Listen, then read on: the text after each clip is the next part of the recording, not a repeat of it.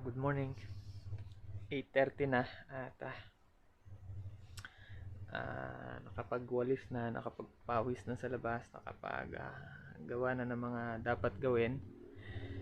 At ngayon naman, kailangan natin gisingin naman yung ating asawa. Hindi nakapasok dahil masama yung pakiramdam. So, gigisingin para mag-almusal. So, kasama yan sa duty natin. Sa tagumpay natin ay alagaan yung ating asawa.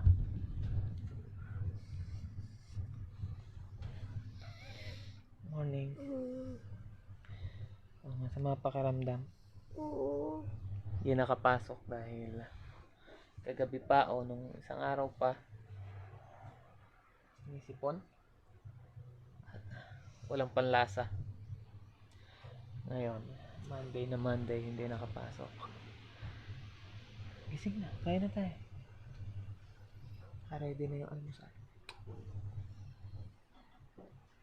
Ready na lahat. Paglinis na din.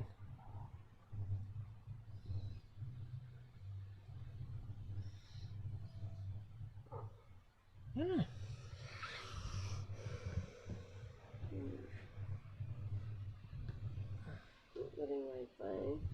Wala internet. Kailan daw ba yan? Babalik ka ilang. Kanina pa yata na wala. Gising ko wala na. Tara na. Bangon na. Mahirap gisingin ang may sakit o nagsasakit-sakitan. May sakit o nagsasakit-sakitan? May sakit ba o nagsasakit-sakitan?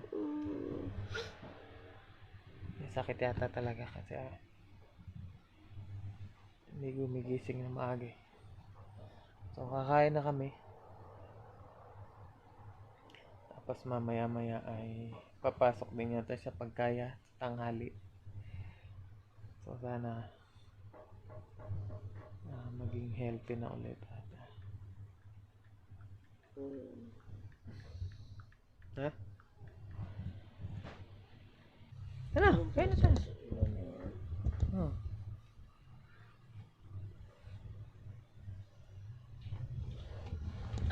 Salamat, nakabangon din. Kanina pa. Alas 8 na kaya.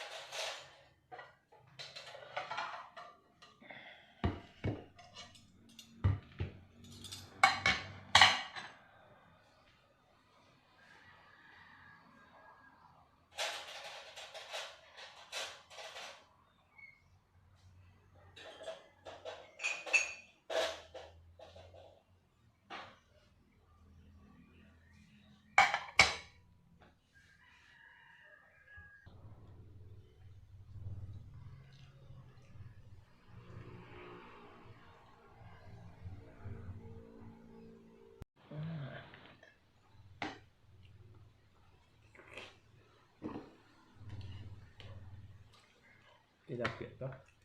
Ay, hindi. Nakakulang isda.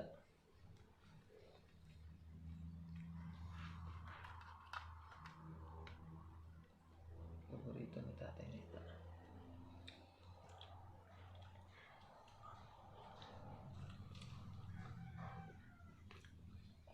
Ano kayo na yung mga aso? Mama na yata yung magpakain na? Ha? Si mama na magpakain.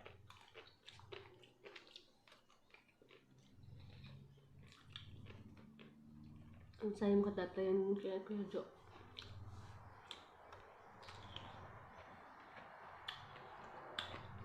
Sabi ko 80 na nga. Yun niya deliver. Ako nga binayaran natin yung 18.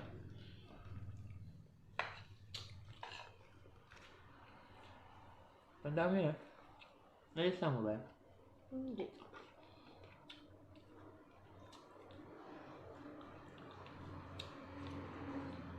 5,000 1,730 yata yun.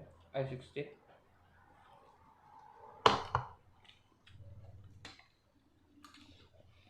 Ikaw na makaisa. 330. At 320 yata.